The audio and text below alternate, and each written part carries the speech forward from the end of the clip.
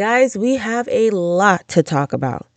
Haiti's spy planes flying over Candace Owens and Baron Coleman's home yesterday. New photos and videos from a witness that was actually at Timpanogos Hospital at the same exact time Charlie Kirk was brought in. And Erika Kirk's ex-boyfriend, Josh Harrelson, talking about how he likes to throw kids in the air and call them his girlfriends. Let's get into it. Roll the intro. Nikki in the building, baby. Nikki in the building, baby. In Cahoots podcast. Yeah. I keep God first, that's real. True crime on the table, facts on steel. Investigations, I chase that trail. If the story don't add up, I set it straight, no fail. I spot fake tears, I spot lies. Sketchy little moves, I see through the disguise. I'm fair, I'm funny, I bring that light. I call you out, then I'll still be polite. Welcome back to another episode of In Cahoots Podcast. My name is Nikki. Before we get into the video, you already know what I'm going to ask you. Please hype up the video. Smash that hype button. Helps the channel out tremendously. Also, if you are not already subscribed to the channel, please go ahead and hit that subscribe button. Like, comment, share, turn on your notifications, all that good stuff. If you want to support the channel in any way, you can always click that beautiful join button to become a member. Okay, so first let's get into former UK Wildcat Josh Harrelson, aka Erika Kirk's ex-boyfriend. You know, the basketball player from 2013 that Nissy actually informed us all about. Him. So Josh had his hand in a few different charities, a lot to do with kids and kids with special needs, kids that were in need. He wanted to do his part to make them happy and feel better and kind of forget about what they're going through. Kind of like a lot of celebrities do, right? Now, I'm not saying there's anything wrong with that. I do, however, have an issue with how children are spoken to. The language that is used with children, I'm just not always a fan of certain things. Take a look at this clip. Former UK Wildcat Josh Harrelson is part of this family. Josh was a fan favorite at Kentucky, but the Houston Rockets forward has become a favorite of these children, and he is a fan of theirs also.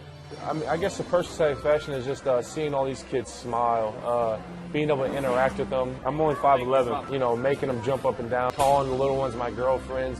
You haven't been my girlfriend yet. Even if it's only for 5 minutes I spend with them, that's 5 minutes that they might not have been happy before. So just putting a smile on these kids' faces and letting them show.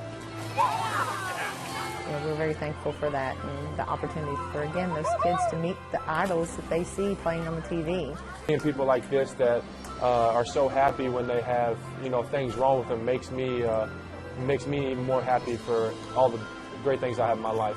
Let me make one thing perfectly clear. I am not accusing Josh Harrelson of anything. I am giving my opinion and my opinion only. I do not like it when grown adults call little kids their girlfriend or their boyfriend or things like that. I personally just don't find it appropriate. More than most of us, we all grew up differently. Some things have happened to some people as to why they think a certain way or why they agree or disagree with certain things. Some people have never been through such situations, so they just think everything is okay, and the person that has a problem with it, they're overreacting. But it doesn't help that this is the man that she went to China for. We're still trying to figure that out. But that doesn't help that, we have our suspicions about Erika Kirk in Romania, and she's just always associated with these kids and the people that she's associated with. It just makes me feel just a little bit off. But I think I am just a bit sensitive when it comes to Erika Kirk and company. I don't think that these little kids need to think they're his girlfriend. I don't think they need to just be, jumping all over this man's body and all of that. And for me, it's uncomfortable to watch. You guys might think that is perfectly fine and perfectly cool, and you're entitled to your opinion. For me, The moment that I watched this video, I'm like, oh gosh, Erika Kirk's ex, okay. Well, that doesn't mean he's a bad guy because he's Erika Kirk's ex. However, why are we calling little kids girlfriends? But like, I don't like it. Hit the comment section and tell me what you think. I'm gonna leave that alone. Moving on. On X, there's a person that goes by the handle Lit Mormon. Lit Mormon was actually present at Timpanogos. Now, according to him, he was actually on his way into the entrance when he saw all of the police, all of the unmarked vehicles, security and police vehicles blocking the road, blocking the entrance, but he barely made it in to see his, I believe, grandmother. Now, the moment that it happened, at the very moment that he got there, he started taking pictures and recording, and he posted them to X. It's timestamped on X. However, small account, didn't get much traction up until now. So we're going to take a look at a few of those, because Candace did recently mention some things about Timpanogos, especially the shuttles that they used to kind of clear out the hospital and whatnot. But not everybody got cleared out, though. So his footage actually helps to better understand what was actually going on in those very moments that Charlie Kirk had gotten there. Let's take a look at some of his clips and some of his photos. So as you can see at the bottom here, it says this was posted at 2:10 p.m. September 10th. He says, I'm at the hospital where Charlie Kirk is. We are on lockdown and aren't allowed to leave. Staff is saying it's because they're still an active threat. Well, I can imagine that the nurses wouldn't really be able to say, yeah, we have Charlie Kirk down the hall. But I mean, goodness, you want to just terrify everybody and say there's an active threat? They're probably thinking an active threat inside the hospital. Now, here's his next post. It says, I'm still trapped inside Timpanogos Hospital where Charlie Kirk was taken, locked down. Now, I'm going to go ahead and play the video that he shared. There's a lot of people walking around with American flags. And then there's a large group on the corner there with a whole bunch of American flags. And there's just people walking around the whole perimeter of the hospital. There's cars with like flags like all over on them. And it's growing, the amount of people out there. Now, this clip was at 4:19 p.m. So by this time, Erika Kirk, staff, everybody, the world knows that Charlie Kirk has passed away at that time. So that's why, on the street corner, you have people gathering around to pray, to support Charlie Kirk and Erika Kirk and everybody associated with them. So that's what he's saying. The crowd started to grow. A lot of people are also saying, well, I thought Candace Owens said that there were shuttles and people got cleared out. Well, that also started a whole lot earlier than 4:19. This user also says, for those of you reviewing my Charlie Kirk post, here are some screenshots of videos and pictures I took while locked down in the hospital. I took the screenshots so you can take note of the times. The final screenshot was from a video taken a few minutes after they let us leave. So he does have his timestamp here, metadata there, so you can see exactly where he is. It's 1:07 p.m. when he took this first video. And in front of the hospital, you can see, of course, police. There's caution tape. Next, here's a post he has here on lockdown at Timpanogos Hospital, visiting my grandma when Charlie Kirk was brought here. They won't let me leave. Here's a picture that he took out front. This is about 3:22 p.m. It looks like there's just some type of white van. It's probably just more law enforcement or so. I'm not sure. Here it looks like he's taking a photo from his grandmother's hospital room. I can't really zoom in right here, but this is the entrance to Timpanogos Hospital. And it's actually being blocked by this vehicle here so that nobody could get in or out. They were legit locked down. Looking at some of the comments were really interesting also. This one says, when they let us leave, we had to go out an employee exit very far on the north side of the hospital. In fact, we were showed out by a few nurses who were also leaving. So I don't know if their shift was over or they just wanted that hospital empty. Someone said, good man, has there been any police or FBI interactions you can speak of? Lit Mormon says, none. No one has reached out to me at all. My videos and pictures received little to no attention until today. The only press that cared about them only wanted the video with people creating the memorial on the corner. The next one says, this makes no sense. If the shot took out his spinal cord, he would have been DOA. Those of you that don't know, dead on arrival. And he says, I overheard them calling for a chaplain on the radio as I was walking in. Pretty sure he was gone by the time he arrived. Someone asked about the shuttle buses. Did you see any shuttle buses? He said, I saw none. There were very little movement in the parking lot because there was a car blocking the entrance. Even when we exited, we had to go through the back and they blocked our car in with cones and tape. I don't know.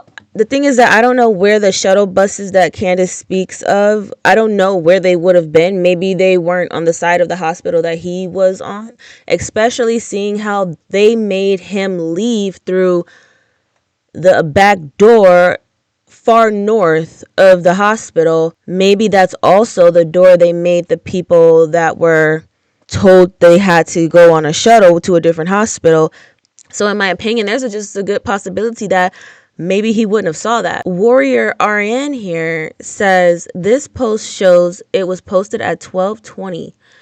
I believe the shot happened at 12:23. Meaning they locked down before it happened, like Candace reported. And she's right, because Candace did say that, I think it was a few hours or so prior to Charlie even being taken out, that the hospital was already locking down. And just to back up what this post is saying here, she's right. He did post this at 12:20 September 10th.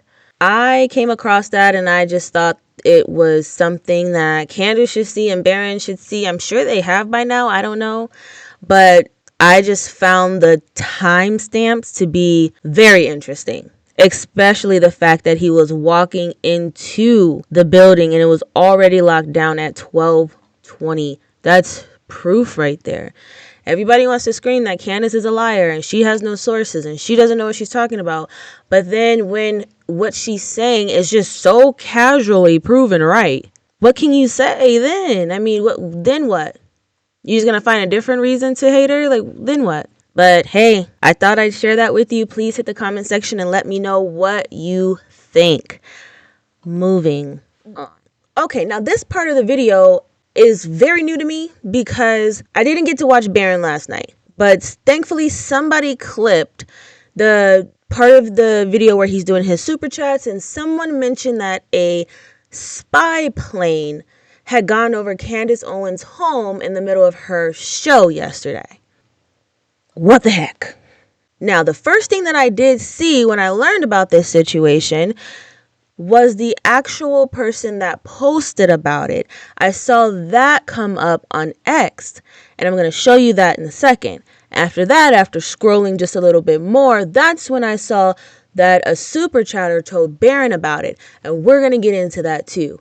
This is stressful, okay? Just take a look. All right, so Lord have mercy, I hear a plane over my house. I rebuke that. That better be a commercial plane with about 200 and some odd people. See, I'm already getting paranoid. Lord. Forbidden Truths on X said this. He said, did I just catch a Haiti spy plane flying over Candace Owens during her show? He tags Anna Escobar. This is Axel 21, a sibling to Axel 10.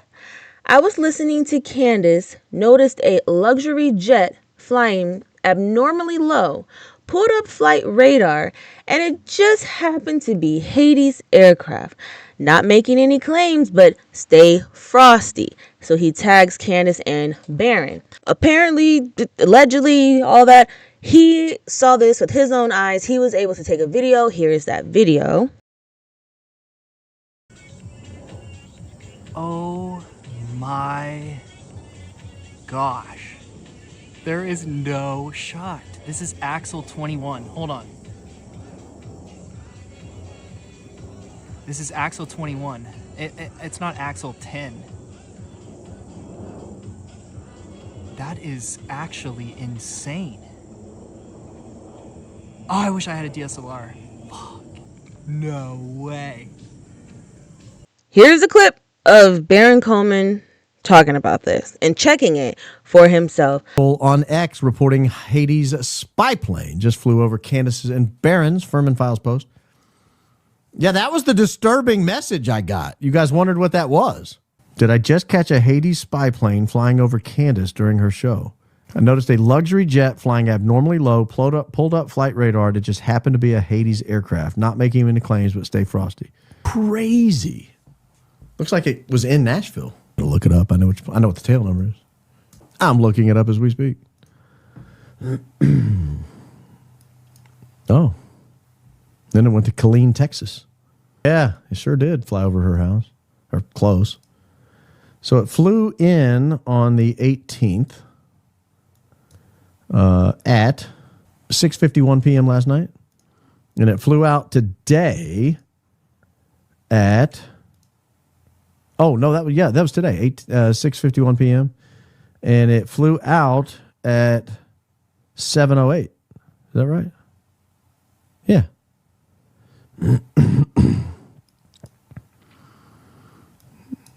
I mean, it didn't go right. I don't want to give too much away. It didn't go right over anyone's house. Certainly not mine. Nor hers. But it was close. It was too close for comfort, I'll tell you that. That's crazy. I mean, that is crazy talk there. It flew right over my house on the way into town. I mean, a couple of miles maybe at most. While I was on the air, I didn't send those text messages. I don't know what they sent, but it wasn't me. It wasn't me.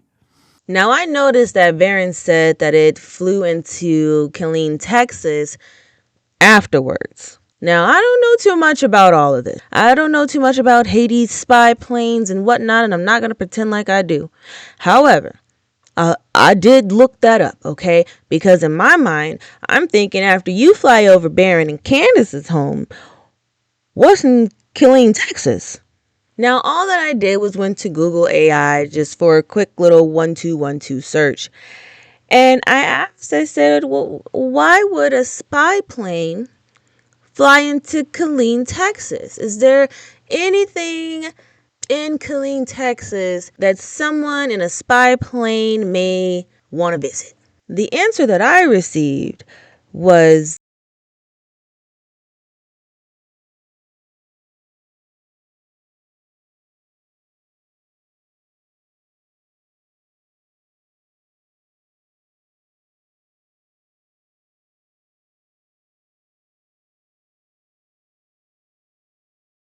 hell no. This is too much. Okay? Haiti spy jet planes flying around Baron and Candace's home? Oh, heck no. Absolutely not. That is, listen, let me tell you something. We're going to all pray for them. But this is stressing me out. Listen, I'm pretty sure I tried to walk my pet fish the other day. I mean, I brought the leash up to the tank and everything. My actual dog was looking at me like, Bert, like, is that not for me? Like, what? This is stressful. All that Candace Owens wants to know is what happened to her friend. Now, of course, maybe that jet meant nothing. Maybe it was just en route to do what it had to do in Texas. But the fact that Candace Owens and even Baron Coleman now has to be extra careful and extra aware of planes, jets flying over them. Because now, in the position that they're in, that can mean anything. Imagine that, living in a world where a jet is no longer just a jet to you anymore. That's a lot. And of course, I know that God has them. I know that. But My goodness. Lord have mercy. Yeah, I don't know what to say. I really hope that it was nothing. That's what I'm going to say. I'm going to hope and I'm going to pray that it was absolutely nothing and it had absolutely nothing to do with Candace and Baron's investigation. Because, baby, nah, I cannot take any more crazy post pop-ups, information, updates. You're not about to have me walking my pet fish and my pet snails, okay? I got to keep my mental straight. This is a lot. I don't know how they do that. I don't know how Candace does it. I do not know how she does it, but she does it well. On that note, I am going to wrap this video up. Guys, thank you so much for hanging out with me. Don't forget to comment. Let me know what you guys are thinking. Let me know what you think about Erika Kirk's ex-boyfriend. Do you think that, hey, it's nothing? Or does it kind of make you think, seeing how the time that they were together, you know, the whole Romania thing and the kids. And also let me know what you think about the footage and photos from Timpanogos. Let me know if that was helpful in any way. And finally, let me know if you think that that spy jet, maybe it was nothing at all, or if you think that it is something. But please, don't forget to hit that hype button. Hype me up. Hype me up. Also, if you're not subscribed, please subscribe to the channel, pretty please. Also, don't forget to like the video, share the video, turn on your post notifications. If you want to donate to the channel, my Cash App and Venmo, they're right there on your screen, along with my social media handles and my email. And you can always support by clicking that join button and becoming a member. Until next time, guys, my name is Nikki. This has been In Cahoots Podcast, and I will see you in the next video. Bye.